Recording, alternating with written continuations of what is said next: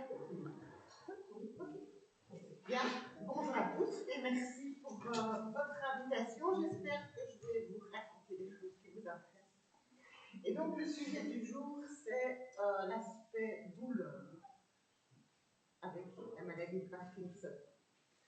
Alors, il n'y a pas grand-chose dans la littérature quand on fait une revue, il n'y a pas énormément d'articles, et pourtant, il apparaît quand même que la douleur est une plainte fréquente dans les contextes de maladie de Parkinson, et quel que soit le stade de la maladie, et parfois même avant que la maladie soit diagnostiquée.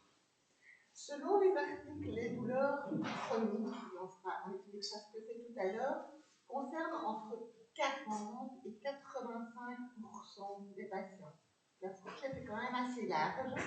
Elle peut être en lien direct ou indirect avec les symptômes moteurs, mais les plaintes douloureuses peuvent aussi être sans lien avec les symptômes moteurs, comme si c'était une plainte douloureuse primaire, primitive. Et quand on analyse le pourcentage ou la proportion de plaintes douloureuses chez quelqu'un atteint de, chez le groupe de personnes atteintes de maladie de Parkinson par rapport à la population générale, il y a clairement une différence et on voit que les plaintes douloureuses sont beaucoup plus fréquentes que dans la population générale. Alors évidemment, les douleurs ont toujours un impact fonctionnel, donc sur les activités générales, sur les activités de la vie quotidienne, sur les capacités à la marche, mais aussi sur le sommeil. Et donc, ça fait vraiment boule de neige et les choses vont s'entretenir. Quand on a mal, on dort mal, on a plus mal, on a un handicap qui est plus marqué, et donc, il est important de pouvoir tenter autant possible de briser cette spirale négative.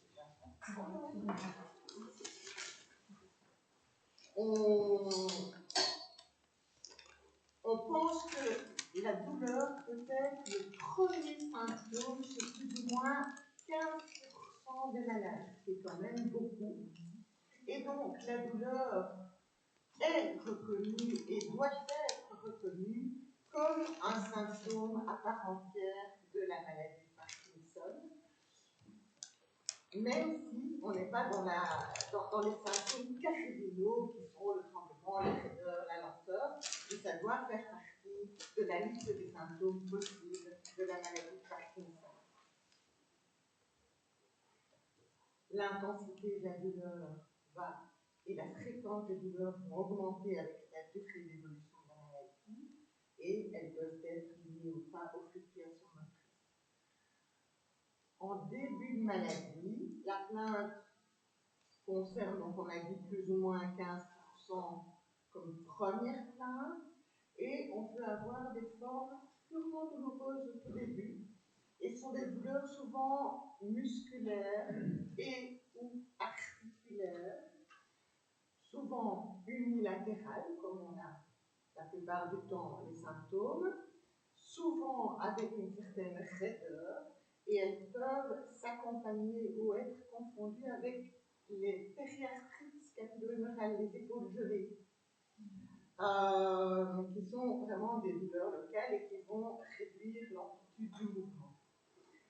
Parfois, comme c'est la seule plainte, on peut confondre ça avec des syndromes douloureux chroniques. Je pense à la fibromyalgie ou toutes ces autres pathologies où on ne trouve pas de cause, en tout cas bien définie. Et donc, en absence d'autres symptômes, ça peut être confondu avec autre chose.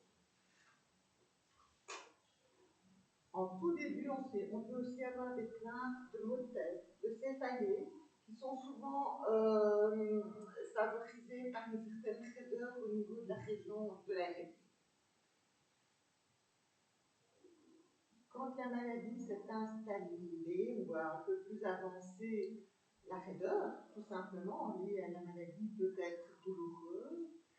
Un tremblement important peut aussi entraîner des douleurs de par, finalement, des micro-traumatismes au niveau des articulations.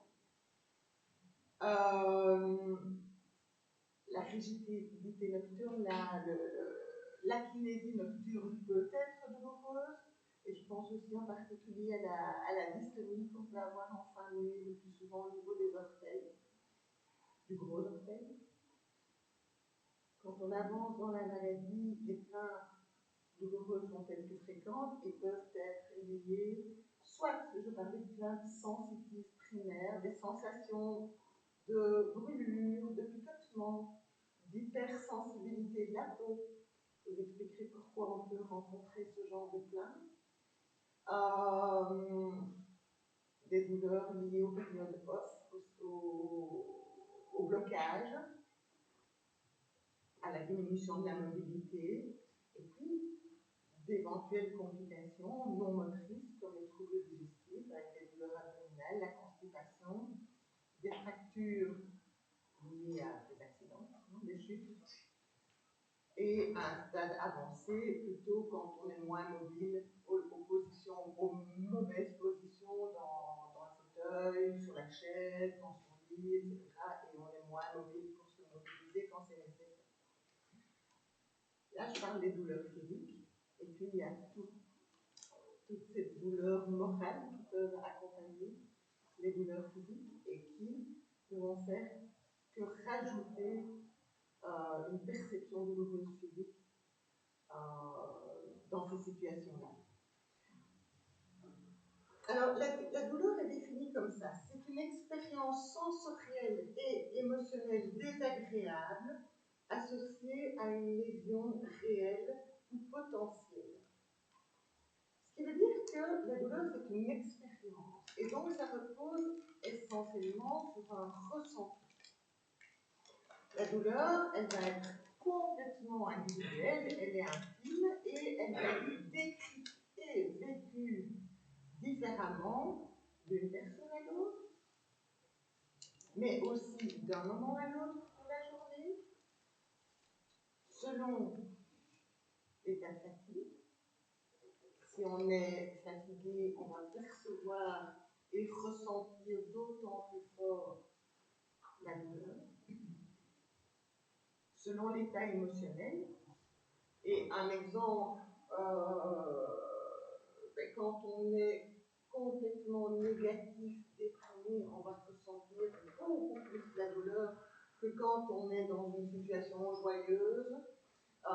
Si on est en pleine activité agréable, qui nous plaît, qui est enthousiasmante, la perception de la douleur va être différente que si on est dans une situation désagréable, triste ou compliquée.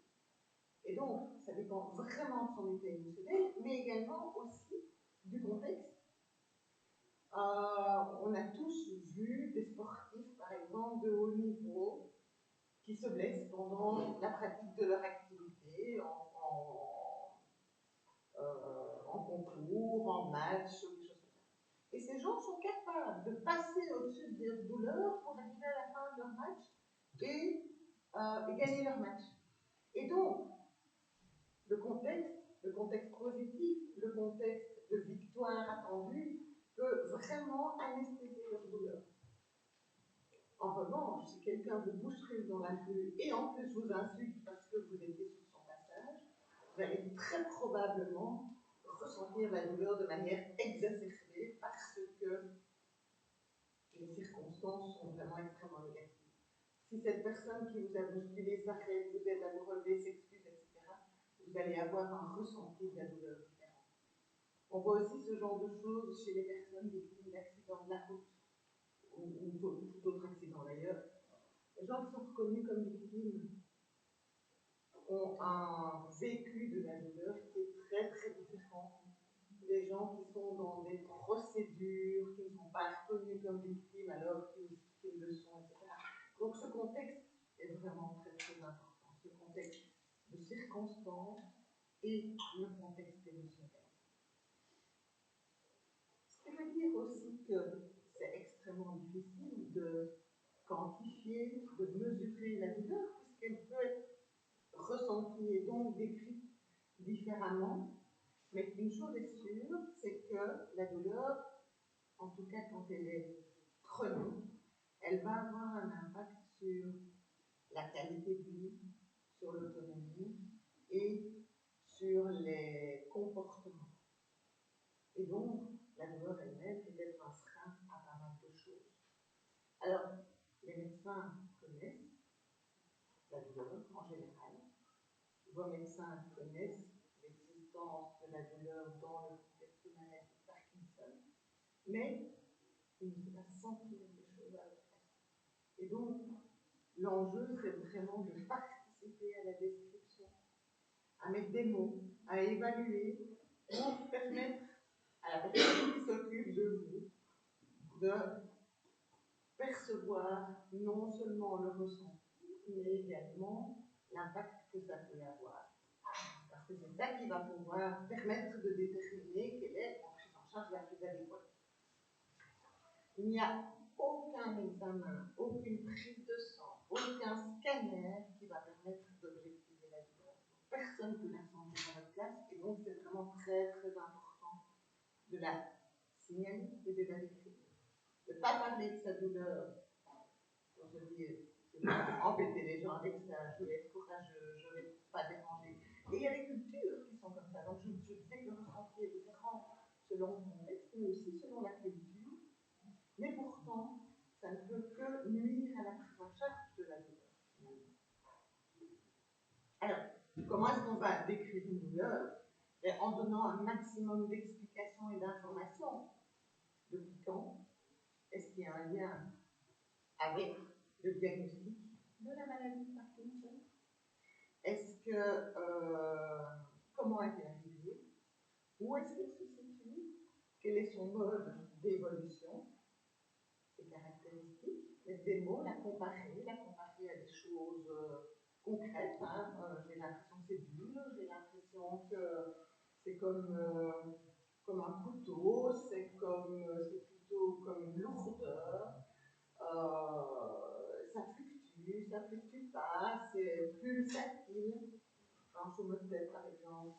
Ça ressemble à une barre de fer. Enfin, tout est bon. En fait, le but, c'est de la caractériser au maximum avec des mots du quotidien qui veulent dire quelque chose. Après, c'est à nous à les interpréter avec des termes.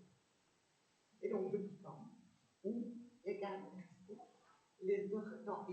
Dans le cas de la maladie de Parkinson, évidemment qu'on vous embête assez souvent avec ça, les horaires de survenue, s'il y en a, et les liens avec les prises médicamenteuses.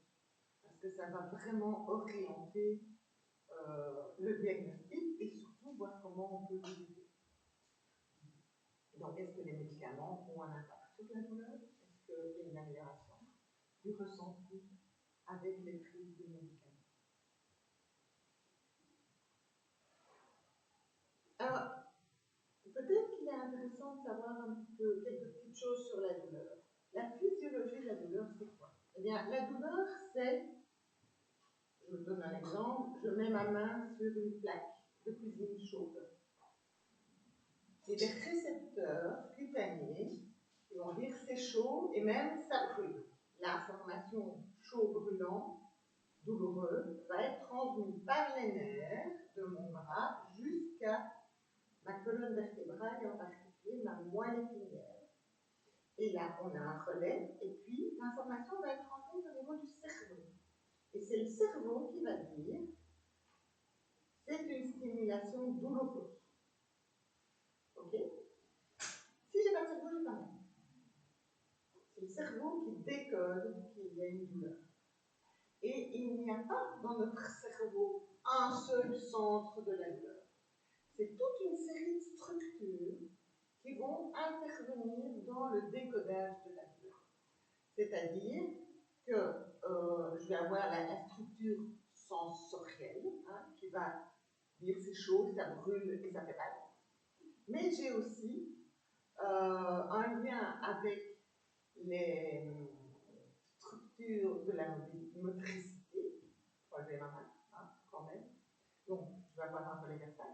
Mais je vais aussi avoir toutes ces structures cérébrales qui vont me faire savoir que c'est quelque chose de désagréable. Hein, donc, toute cette composante émotionnelle, ça va être en lien avec les structures de la mémoire comme ça, je vais me souvenir que, quand même, je dois faire attention la prochaine fois quand il y a une plaque de cuisine allumée.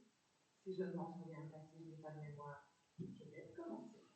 Et donc, les structures des émotions, les structures de la mémoire, les structures motrices et les structures sensitives sont en connexion pour que je puisse décoder ce qui s'est passé comme, ou interpréter ce qui s'est passé comme une douleur, avec toutes ces fameuses expériences sensorielles, émotionnelles désagréables. Donc c'est complexe. À côté de ça, on a, je vous ai parlé de ma main sur la plaque électrique qui était chaude. Ça, on va parler de douleur aiguë. Et la douleur aiguë, elle est indispensable. Elle est normale et elle est protectrice. La douleur aiguë, si elle n'existe pas, je laisse ma main et après un petit moment, je n'ai plus de main. Donc, elle est nécessaire, cette douleur. Il ne faut certainement pas essayer de faire disparaître cette douleur aiguë, normale, protectrice et utile.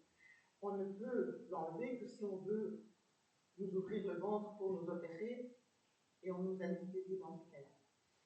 En revanche, et dans le contexte de maladie Parkinson, c'est surtout de ça qu'on parle, quand la douleur devient chronique, à ce moment-là, il ne sert plus rien. La douleur chronique, c'est défini comme une douleur qui persiste depuis plus de 3 mois. Elle peut être persistante après une douleur aiguë pour une raison connue ou pas connue. Normalement, une douleur aiguë, soit on enlève sa main, on a plus mal, soit on soigne le problème, la jambe cassée, ou l'appendicite, ou on soigne, et puis le problème est réglé, on a plus mal. En revanche, une douleur chronique, c'est quelque chose qui persiste longtemps et parfois sans cause identifiable, où la cause a été traitée, mais la douleur persiste. C'est quoi? C'est le signe d'un mauvais fonctionnement du système nerveux. Et ce mauvais fonctionnement peut se situer à tous les endroits. Donc ça peut se situer au niveau des récepteurs, au niveau des voies de conduction périphériques, ou centrale, on appelle cerveau moléculaire. Donc il peut y avoir un mauvais fonctionnement du système nerveux à n'importe quel endroit. Par exemple, quand on a une polymétrie, je ne sais pas si je dois vous expliquer ce que c'est. Une polymétrie, c'est une maladie des nerfs périphériques. On peut avoir par exemple dans le diabète. Donc c'est les nerfs, et du coup les gens sentent moins bien. Les nerfs fonctionnent moins bien. Ça peut provoquer des douleurs parce que le système nerveux est abîmé. On peut avoir un problème dans la transmission, on peut avoir un problème au niveau de la moelle ou au niveau cérébral. Et le problème peut être à cause d'une lésion, un nerf comprimé. On sait tous qu'un nerf comprimé, une sciatique, c'est un nerf comprimé, ça fait mal. On sait que donc ça peut faire mal. Donc on peut avoir une lésion sur tout ce trajet-là. Un nerf comprimé, une moelle épinière abîmée parfois par l'arthrose, une lésion cérébrale, par exemple un AVC ou n'importe quelle autre lésion. Donc une lésion identifiée peut entraîner un mauvais fonctionnement du système nerveux et entraîner des douleurs chroniques. On peut aussi avoir, pas de lésion identifiée, mais un mauvais fonctionnement des neurotransmetteurs qui ne fonctionnent pas bien. Ça, c'est beaucoup plus difficile et parfois pas possible de mettre en évidence. En tout cas, par des examens. Quoi qu'il en soit, cette douleur chronique, elle n'a plus cette fonction de signal d'alarme que quelque chose ne va pas. Elle ne sert finalement à rien, cette douleur chronique. Donc, elle est inutile et elle détruit. Et elle devient finalement presque en tant que telle une maladie. Les douleurs chroniques sont souvent d'origine génétique et nécessitent une prise en charge tout à fait différente de la douleur aiguë.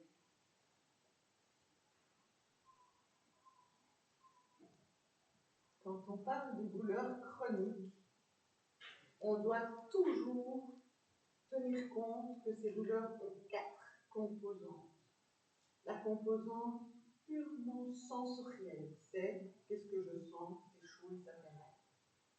Mais on ne peut pas ne s'occuper que de ça, parce que toujours il y a une composante émotionnelle, une composante qu'on appelle cognitive et comportementale.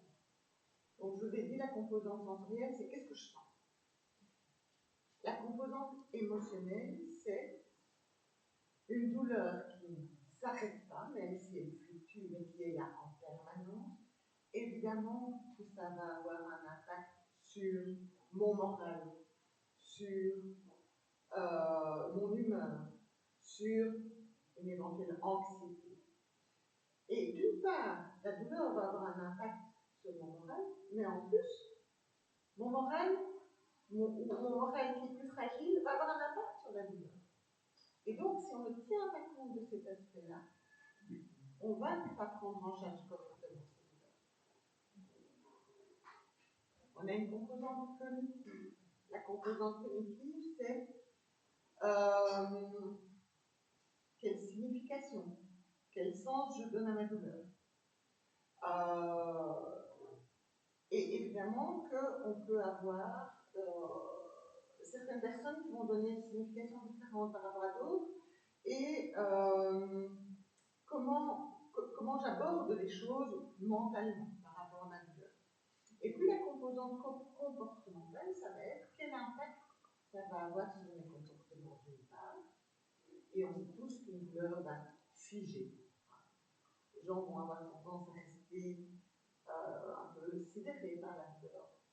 Or, et surtout dans les contextes de personnes, on sait bien à quel point le mouvement et le maintien du mouvement est capital. Et par ailleurs,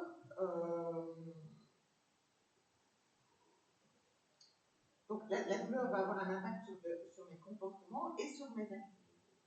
Et c'est ça qu'on appelle la composante comportementale. Et si on n'aborde pas ces 4 aspects pour prendre en charge la douleur chronique, on va être dans l'échec de la prise en charge. Donc, le traitement médicamenteux ne va jamais, antidouleur, je pense au paracétamol, je pense aux anti-inflammatoires, ne sera jamais suffisant. Et si d'autre part on ne prend pas en charge les différentes composantes de la douleur, puisque toutes les structures cérébrales sont impactées, on ne va pas permettre d'améliorer ces douleurs. Et finalement, tout ce que je vous explique là, c'est valable pour la faim douloureuse, quelle que soit la cause, et pas uniquement liée à la maladie de Parkinson.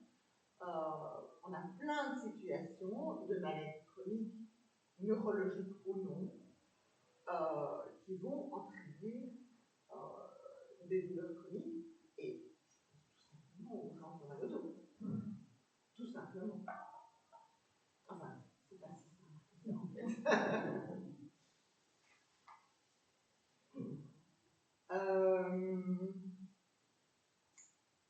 Plus spécifiquement aux maladies neurologiques, il est parfois difficile de repérer la douleur chez quelqu'un qui a des difficultés pour l'exprimer. Et donc, il faut aussi être attentif à ça, et ça, je m'adresse peut-être plutôt aux soignants, aux conjoints, à l'entourage, parce que finalement, parfois, et même on voit même ça chez les personnes âgées, la manière d'exprimer la douleur est difficile. Et donc, peut-être que pour l'entourage, il est important d'observer des modifications de comportement, une nervosité un peu inhabituelle, un état de tension, quelqu'un qui va se toucher plus fréquemment une partie du corps, une irritabilité, parfois une sorte d'agitation, des déambulations, une expression vocale plaintive, des soupirs, des gémissements, une tension du visage, une crispation un peu inhabituelle, sont toutes des choses qui peuvent être parfois la seule expression de la douleur. Et donc c'est parfois important d'aller vers la personne où on a l'impression qu'il y a un changement de comportement pour essayer de poser la question. Et interroger avec des questions simples, concrètes. As-tu mal? Où as-tu mal? Montre-moi où tu as mal. Peut-être utiliser des échelles d'évaluation de la douleur à 1 sur 10, combien tu as mal. Et penser évidemment aux autres causes de douleur autres que celles liées à la pathologie.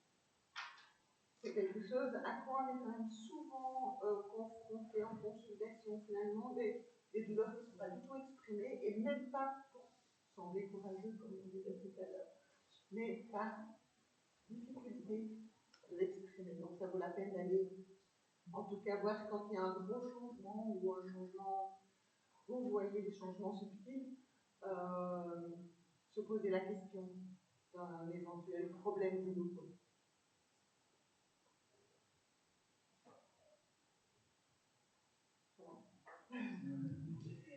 Plus spécifiquement par rapport à la maladie de Parkinson, on a 3 grands types de douleurs. Les douleurs que j'appellerais mécaniques. Les douleurs mécaniques sont les plus fréquentes. Elles sont liées à une stimulation du système de détection de la douleur. On a dit, je vous ai parlé de la main, mais à tout endroit, dans une articulation, on a des récepteurs de la douleur, et donc quand on a mal au coude, par exemple, c'est parce que nos récepteurs de la douleur sont activés. Et donc, ces douleurs mécaniques, c'est quoi? C'est lié à une réaction inflammatoire qui s'installe et le système va devenir hypersensible et anormalement excitable. Et donc, pour une plus petite stimulation, on peut avoir plus vite mal. Alors, on n'a pas ça que dans les maladies neurodégénératives, mais l'impact va peut-être être encore plus important dans les maladies neurodégénératives. On a entre autres les douleurs d'arthrose, hein, et l'arthrose est parfois favorisée par les positions anormales qu'on peut avoir dans la maladie de Parkinson. Hein, je pense aux troubles de la posture, à l'affection plus importante des genoux, l'enraidissement de la colonne. Tout ça peut entraîner ou favoriser l'arthrose, et finalement l'arthrose peut aussi favoriser ces positions anormales. Et donc il y a des réactions inflammatoires locales qui vont s'installer, et donc de nouveau on rentre dans une spirale de douleur chronique. Il y a aussi le rapport direct avec les symptômes moteurs, comme les crampes musculaires, les dystonies, les dyskinésies, qui peuvent entraîner aussi ce genre de réaction de douleur mécanique. À côté de ça, on a ce qu'on appelle les douleurs neuropathiques. Et ça, ce sont ces fameuses douleurs liées à une altération plutôt de la perception. Donc pas de la détection, mais de la perception au niveau cérébral ou sur le trajet de l'influx douloureux. On a montré dans plusieurs études que les seuils de perception de la douleur qui sont mesurés dans des études, des stimulations thermiques ou électriques, sont diminués. Ça veut dire que quelqu'un qui est atteint d'une maladie de Parkinson va avoir un seuil douloureux diminué, ça veut dire plus vite mal que quelqu'un d'autre. Et ça semble lié à une anomalie des structures cérébrales impliquées dans la perception de la douleur. Je vous ai dit toutes les structures cérébrales qui sont impliquées, ça fait beaucoup. Du coup, il n'y a pas d'inflammation dans ce contexte-là. C'est vraiment le cerveau qui pense anormalement que ça fait mal. Mais la sensation, elle est là, elle est réelle. Et ça se prend en charge de façon tout à fait différentes que les douleurs mécaniques. Et donc, c'est vraiment important de pouvoir faire la part des choses. Et comment est-ce qu'on fait la part des choses? De nouveau, par la description des symptômes. Ce n'est pas aux patients à décoder, mais c'est aux patients ou à faire un montage, ou tous ensemble, à décrire la douleur.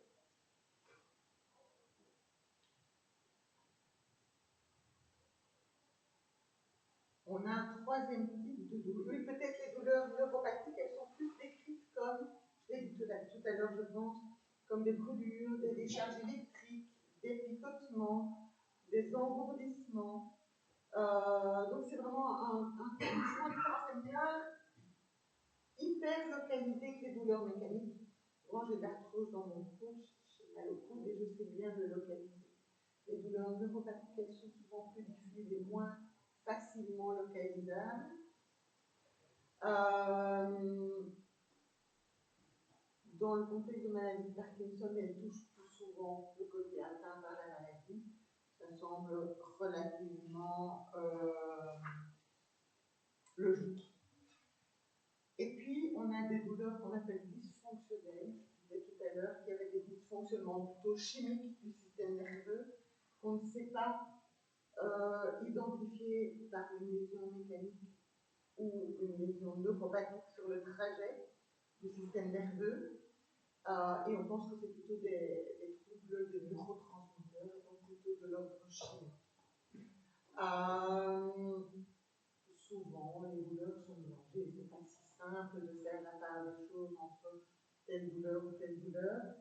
Et on a souvent plusieurs types de douleurs qui sont présentes dans les contextes de maladie de Parkinson et dans les contextes douloureux en général. Comment prend-on les choses en charge? Dans la douleur chronique, je vous ai dit, il y a l'aspect médicamenteux et il y a l'aspect non médicamenteux.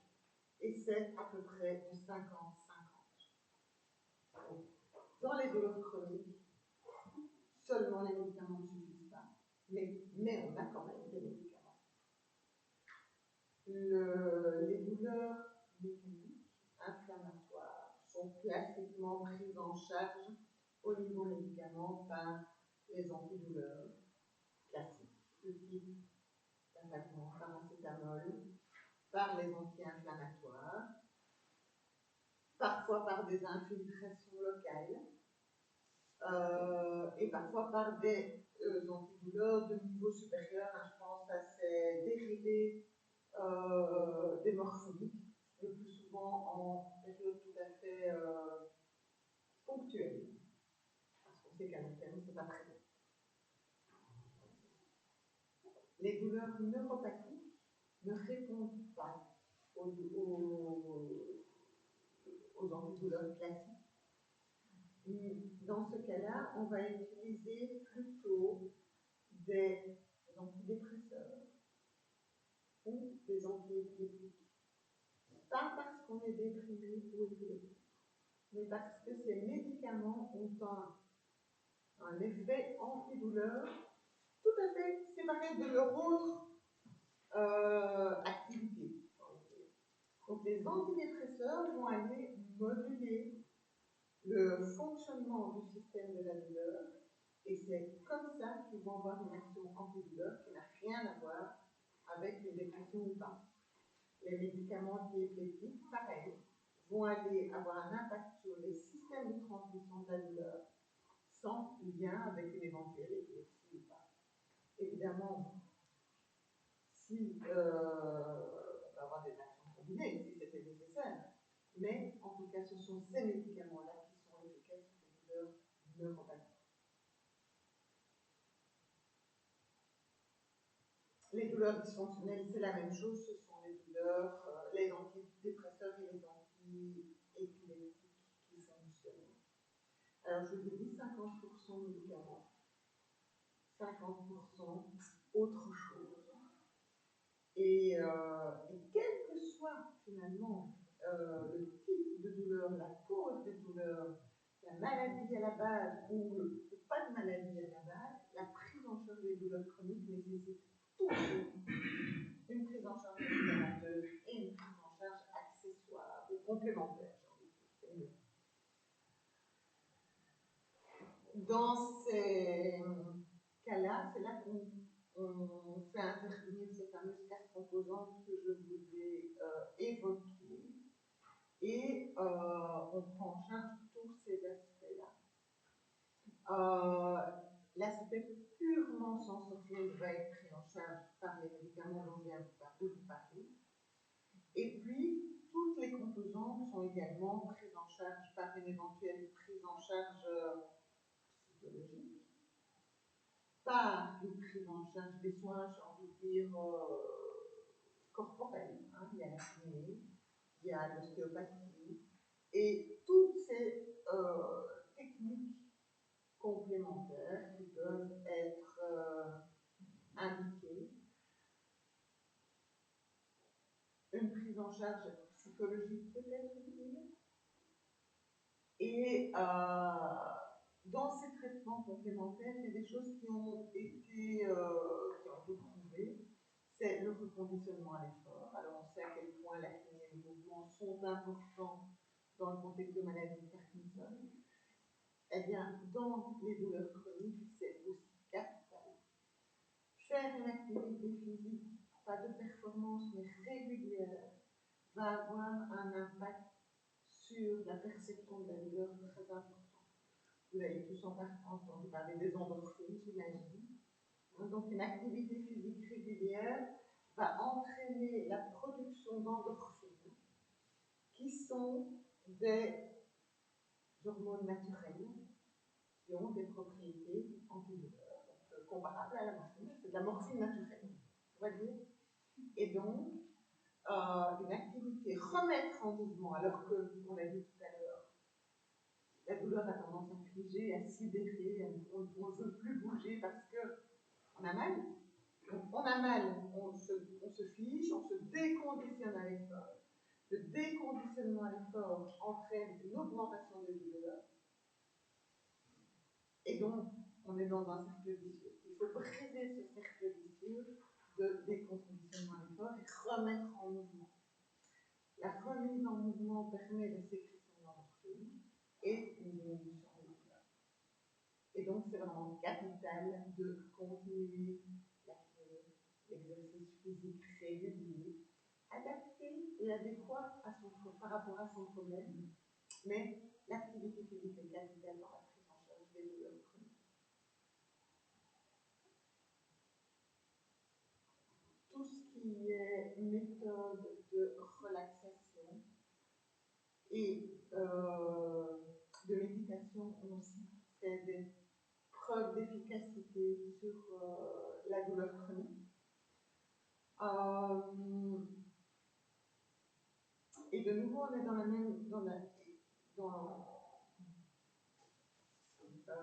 même spirale, hein, finalement.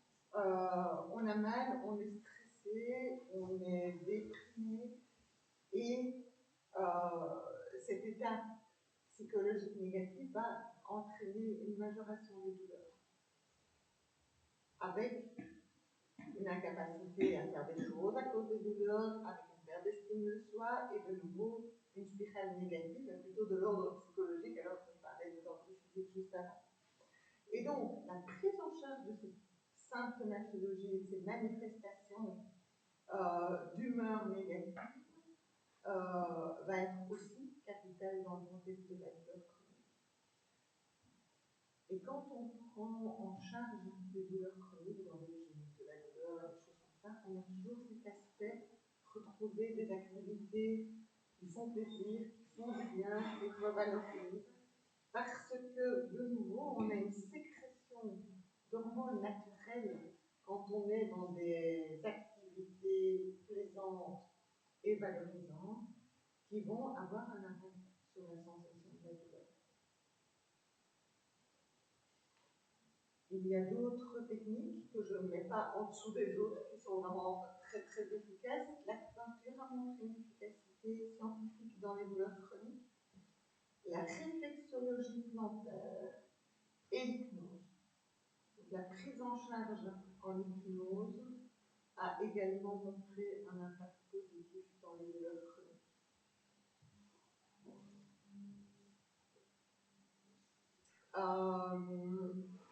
Et donc, si je veux résumer,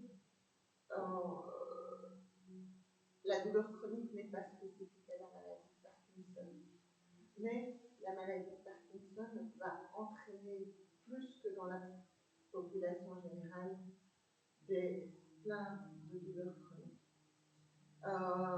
La douleur doit être prise en charge comme un symptôme, et quand elle se prolonge, elle doit être considérée comme quelque chose à traiter de façon en lien avec la maladie, mais de façon isolée, avec une composante, une prise en charge médicamenteuse, mais en tenant compte de la spécificité de la douleur chronique.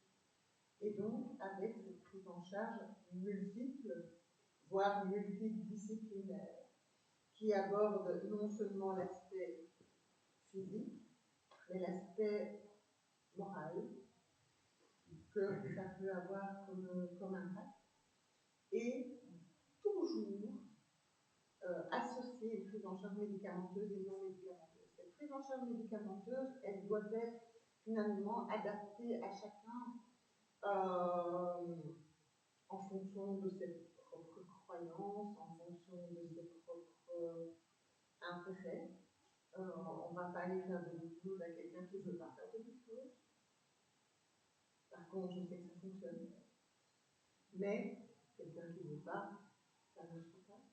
Donc, il faut vraiment trouver le cheminement propre à chacun.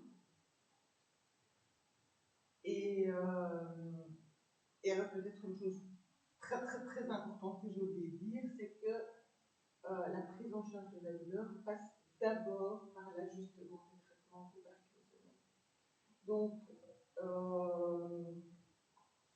je vous ai dit tout à l'heure que lorsqu'on décrit la douleur, il était important de déterminer des fluctuations éventuelles par rapport aux prises médicamenteuses et par rapport aux horaires de la journée et aux horaires des médicaments. Et évidemment que la première chose à faire, c'est d'ajuster le traitement parkinsonien. Deuxième étape, quand le traitement parkinsonien est ajusté, traiter au niveau médicament cette douleur. Et puis, troisièmement, ça va très vite tout ça, mettre en place toute une prise en charge complémentaire pour accompagner et améliorer la qualité de vie et diminuer l'impact de la douleur sur le quotidien.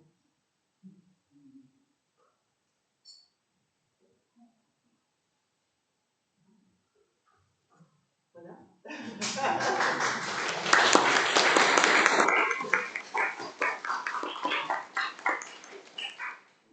Suspendu à valeur, maintenant. Oui, en fait, je